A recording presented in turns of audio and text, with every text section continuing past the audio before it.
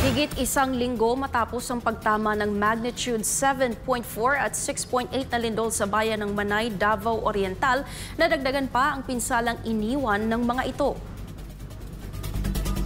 Sa huling update ng NDRRMC nitong linggo ng umaga, umabot na sa halos 19,000 kabahayan ang naitalang napinsala mula sa Region 11 at Caraga. Halos 1,200 dito ay lubos na nasira.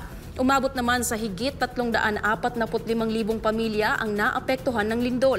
Kabilang dito ang 771 pamilya na nanatili sa mga evacuation center. Higit 78 milyong piso ng halaga ng tulong gaya ng food and non-food items ang naipamahagi na rin sa mga naapektuhang pamilya mula sa iba't ibang ahensya ng pamahalaan at pribadong sektor. 10 araw makalipas ang doublet earthquake, patuloy pa rin nakararanas ng aftershocks ang Manay, Davao Oriental.